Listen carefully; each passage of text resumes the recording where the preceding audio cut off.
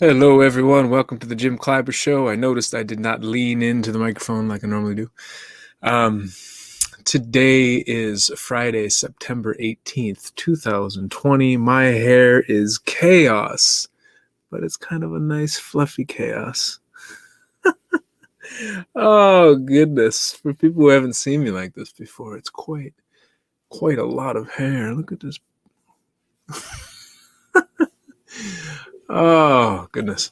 Um, Today, I wanted to talk about a topic that comes up a lot in politics, or rather, it doesn't come up, but people use it a lot.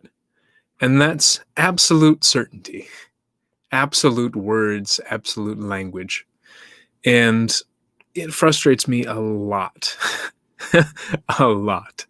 So, I'm sure this happens in many parts of the world, but especially here in the United States, when people run for political office, they will often say, when I get into office, I will do A, I will do B, and I will do C. So, for example, when I get into office, I will lower taxes, or I will tax the rich, or I will uh, put an end to this, to the protesting, or not the protesting, but the street violence and the rioting and the looting, or I will resolve the relationship between the police, or I will fund uh, the schools better, or I will, et cetera, et cetera. Very certain language that in the future they will do this thing. Not that they might do this thing, not that there's a possibility that they'll do this thing, not that there's a 90% chance that they'll do something. They will 100% certainly do this. And when I hear that, I somewhat roll my eyes. Especially when it's especially in politics. When somebody goes into the office as a senator or as a representative in the House of Representatives, I will do one, like if you're a senator, 1/100th of what the Senate is about. Like, you can't by yourself make that happen. Like, even if in the future you know for certain that's what you want to do, even if say in a year or two when you get elected in and you get privy to new information and society, certain things in society changes, and certain things in society change, and the environment bends in different ways.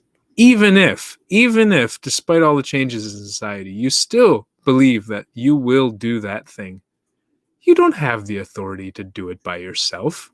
Like, at least in the United States, even the president of the United States can't just single-handedly do things. And I will do this. What are you talking about? You may try, or even you could say, I will try. But the fact that you will do it, you will cause a certain outcome to happen. Yeah, come on now. Like, and so I think a lot of times I just get really frustrated listening to some of these political debates and campaign ads and things like this, and what people say on Twitter. But I notice it's not just politicians. It's a lot of us will use this very certain language. If you notice, I don't do that very often. If I just said, a lot of us will use this very certain language, and I don't do it very often. So I said a lot and often. Um, I put in a lot of qualifying statements to try to show that I don't know the full range of what's happening, and I also know that not every single person uh, sees the world in the same way. So, what is an example? I went to a political conference. God, what year is this now? It's 2020. It was in 2018, so it was almost 2.5 years ago.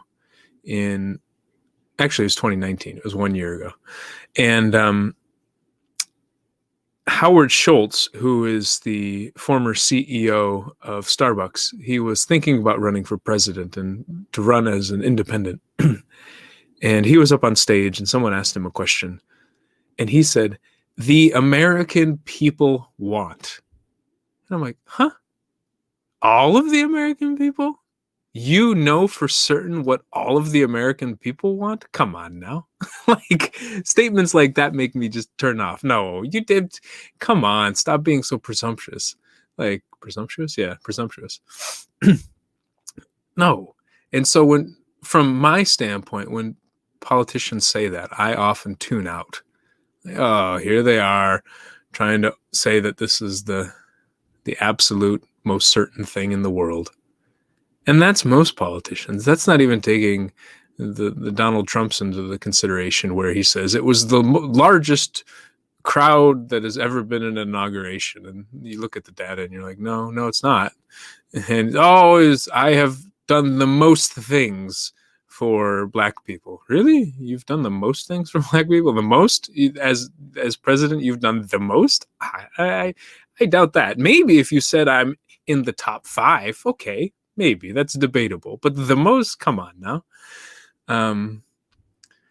And it's not just Trump though. He has a strong tendency to exaggerate to say something that is the most, the best, the worst. It will happen. It never happened. It blah, blah, blah. But he's not the only one. There are other politicians, many other politicians who do this, where I never said that. I will never do something like that. I always blah, blah, blah. This is what the people want. Really? The people? All the people? Again, same thing. Coming back into really questioning the certainty, questioning the absolute nature of the statements that people make. And it reminds me of, I believe there's work done by a political science professor named Philip Tetlock. And again, I think he was a political science professor. I'm not sure. But he wrote a book talking about foxes and hedgehogs.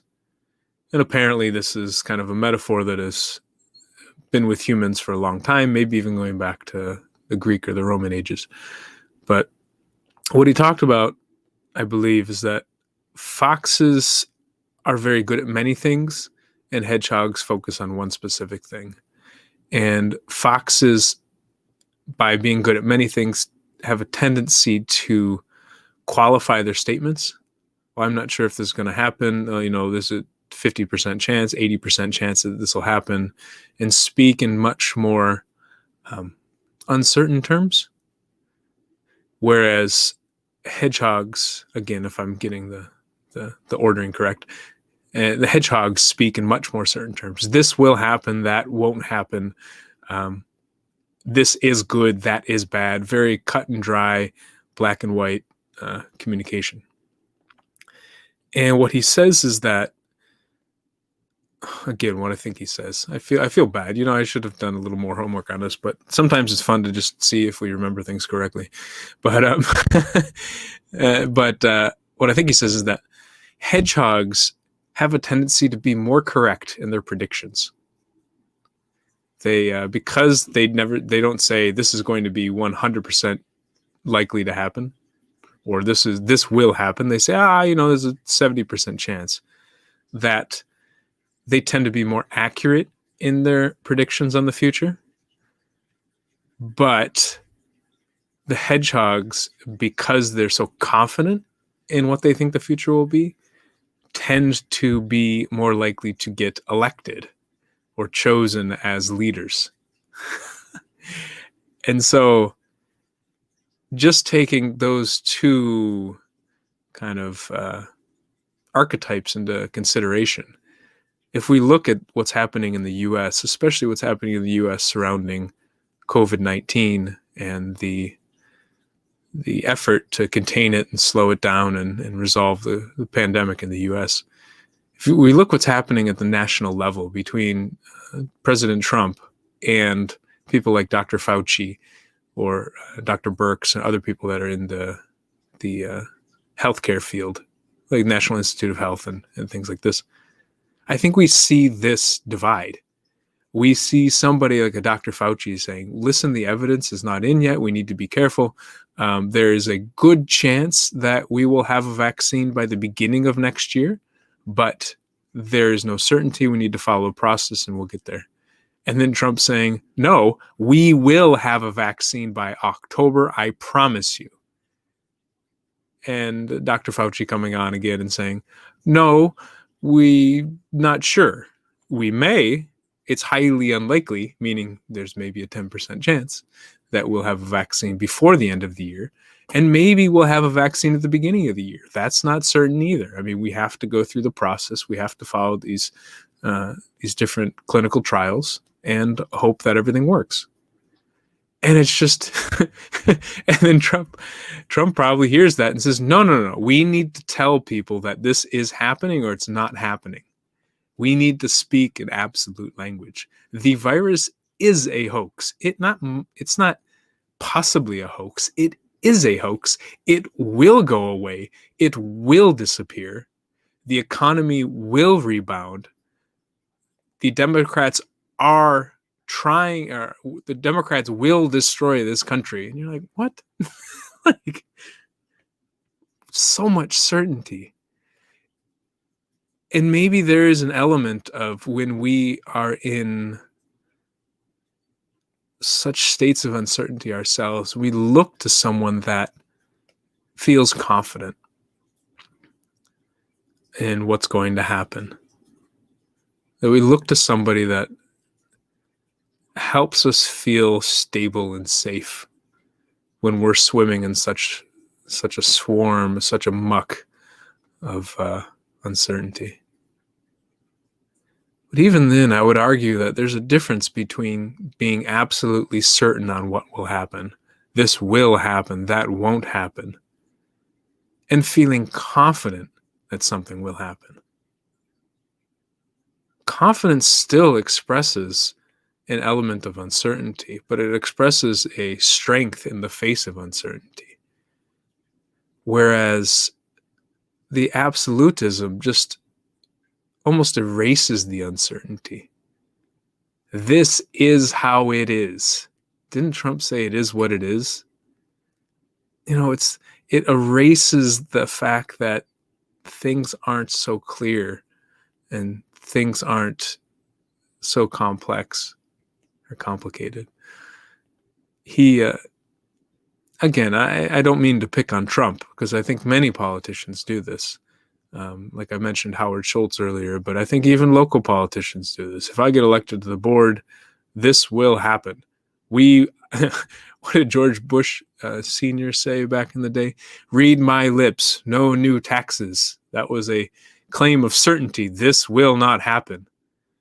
And apparently from what I was reading, once Bush got in, he was faced with a dilemma where I can't remember why, but something about he had to raise taxes in order to keep the government afloat.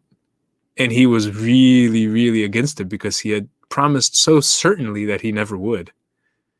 And then I think at the end of the day, he did raise the taxes. And whatever I was reading said that it may have cost him the election or the re-election campaign. So, yeah, I mean, we can do this so often. It's not just in politics. It's in personal life. This person does not care about me. This person is a bad person. Really? They are a bad person? 100% sure? They 100% don't care about you? What else? What's another example?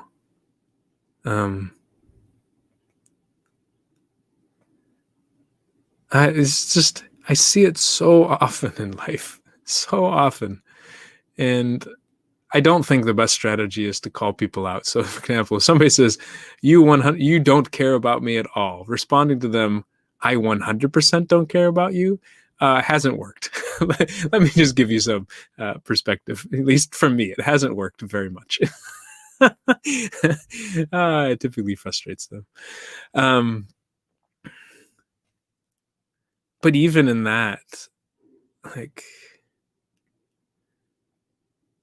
I don't know, maybe there's something about when we feel so much uncertainty a lot of times will grasp onto the certainty and project a certain air of absolute knowledge of what's happening in the world.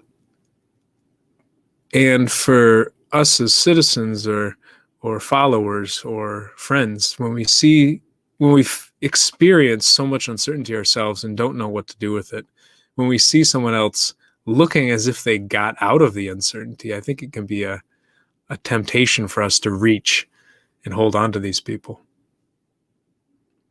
But when I typically see people who are expressing so much certainty, again, certainty, not confidence, I don't really grasp onto them.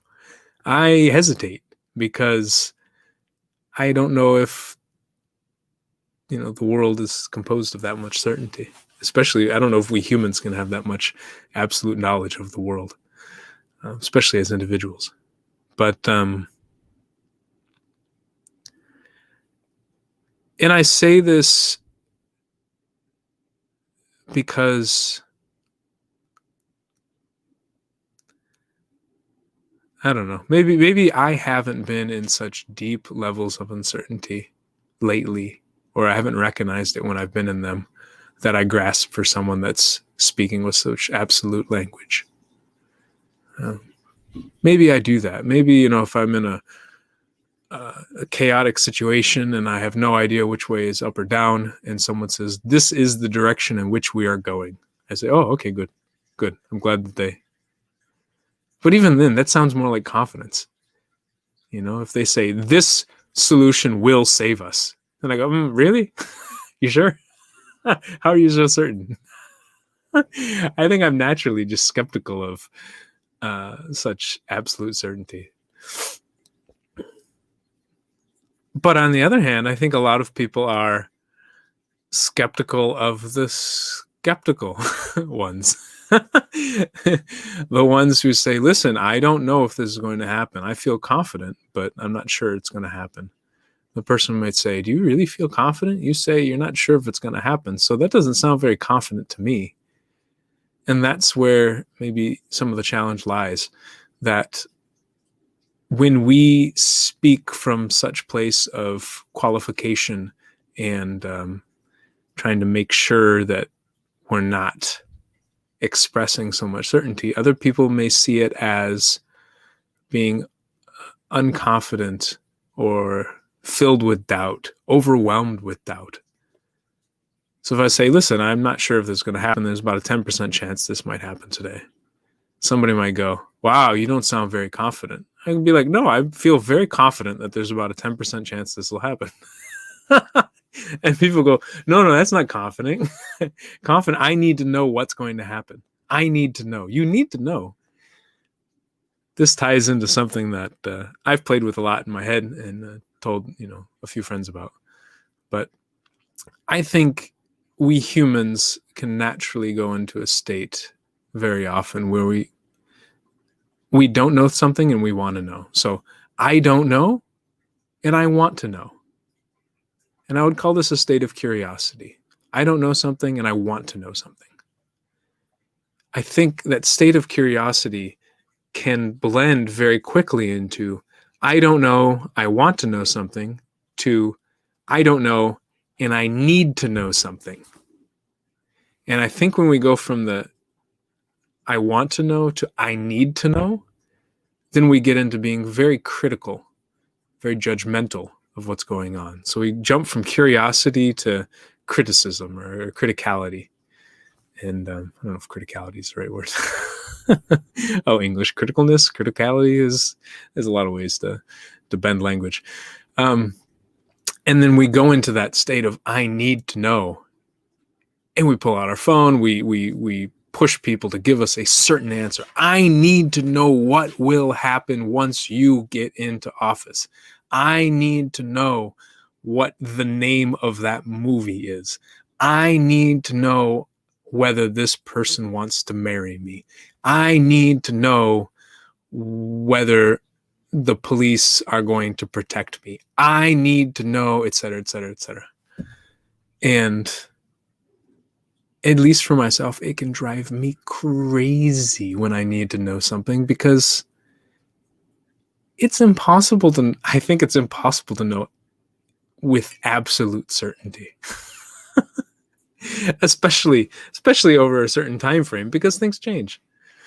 And so as I try to grasp onto this, I need to know, often it's elusive. And I find myself chasing and trying to figure out, is it true? Is it false? Is it good? Is it bad? Is it right? Is it wrong? Is it up? Is it down? Oh, goodness. It reminds me of something that I thought a friend said to me, but apparently I said to her. I says, just when you haven't figured it out, you don't. I got it. Oh, wait, no, I don't.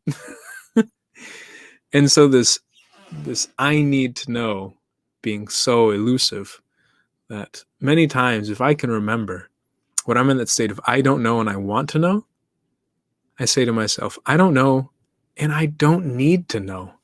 And I switch over to this other side where it's more about connection.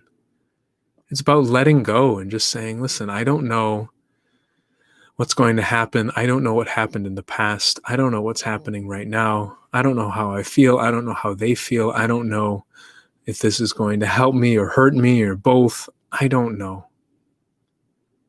And that's okay. Oh, man.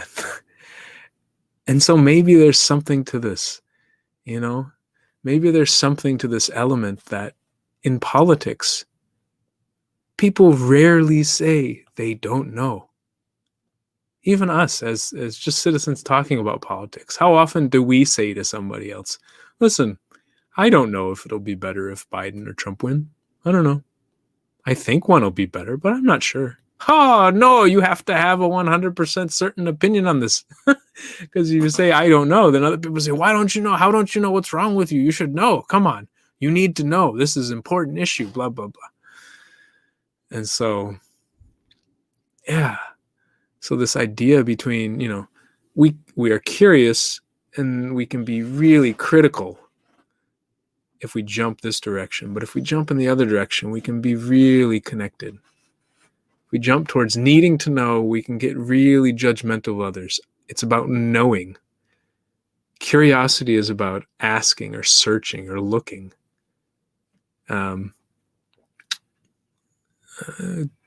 Criticality is critical is about being judgmental and knowing. And then the connected is about being and feeling, just being in the moment. And gosh, how I yearn for politicians to get up there and say this.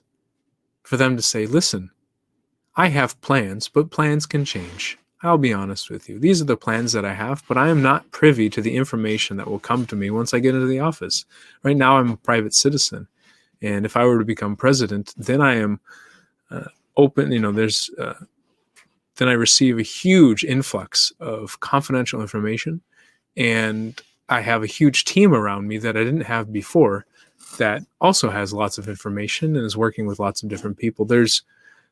There will be new knowledge that I learn that may affect my decisions. I wish somebody would say that. I wish somebody would say that my plans don't matter as much as my ability to make decisions and my ability to build a team and to organize people towards a common goal. Oh man, I yearn for a leader that will get up there and express some uncertainty and, in a way, this comfort in not knowing. And I just don't see it much. It reminds me of a lesson I learned at this one organization called Starting Block. It was a leadership conference to help people start their new ideas. A lot of times it was for people who were leaving their company and wanted to start a company on their own or a new endeavor. And I remember being there, and one of the speakers said that Being a leader is about balancing hubris and humility. So hubris being borderline arrogance, overconfidence, certainty on the world, and humility being kind of that doubt, that hesitation, the expression that I don't know and can't do everything. So recognizing our powerlessness and recognizing our power, this kind of yin and yang, this dual nature aspect of things, and the idea of having both of those, so that when we have someone who is too, I forget which hand I used, too full of hubris, then they are bombastic and they will say, this is what's going to happen. I guarantee you 100% positive this will happen. This won't happen. This is how life is. And then the humility side is, well, I'm not sure. It depends on the situation. It depends. That's probably one of the best answers. It depends. And it's about having both. And when I look at politics, I see too often that it's filled with the bombastic claims, the certainty, and not enough with the uncertainty or the humility. And it reminds me of a TED Talk that I watched a couple of years ago. And I believe the woman was talking about Islam and how it was about Islam and the Prophet Muhammad. He was going up to the hill, I believe, and some other things. I don't remember the exact details. But what came out to me was, she said, doubt is essential to faith. We cannot have faith if we don't have doubt. Because faith is not really about knowing, it's about believing. And to believe in something, we can't know it for sure. We have to believe. It's almost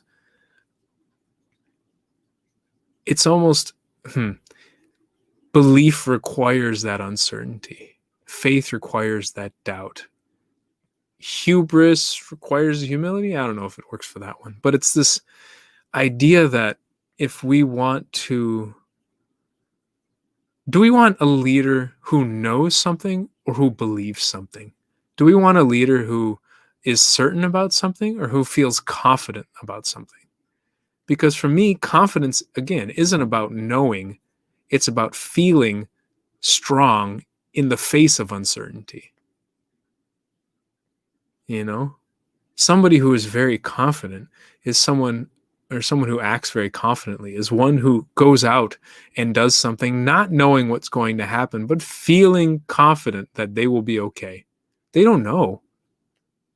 There's so much uncertainty what might happen, but the uncertainty almost feeds the confidence in a way. Because it's kind of this whole idea of, and this may be the last one, people talking about fearlessness. Oh, we need to be fearless. No, I believe we need to be courageous, because fearlessness gets people killed. Courage is acting in the face of fear. It recognizes that we have fear underneath. It's not trying to squash the fear or make the fear disappear. It's saying that we have this fear, but we're stepping into the fear. And I think that's what confidence is as well. It's, I have this doubt, but I'm stepping into the doubt instead of trying to squash it and get rid of it with absolute language and certainty about what will happen, what won't happen, whether things are this way or are that way, whether someone is on my team or against me, and all these neat little lines that we draw around society that kind of squash the messiness that is there in life. And I don't think we have to squash it. I think we can accept it and still step forward into it, feeling strong, feeling confident, feeling powerful, in spite of all the things that might make us feel otherwise. So that may have been a little bit of a ramble here, but I know politics are going to ramp up in the U.S. When I say I know, I realize I just did everything I was talking about. But maybe the idea is, again, we're not perfect. And how do we get better? How do I get better as well at monitoring my language to realize when I am speaking with certainty instead of speaking with confidence and speaking with speaking with certainty instead of speaking with confidence. Because I do it a lot where I'll speak with certainty and then it often backfires on me, and I'm just trying to learn, as I think many of us could, in getting better at speaking from our perspective instead of a certainty on how the world is. On that note, I hope you all enjoy your weekend. I am going to try to soak up the beginning stages of fall, and take care.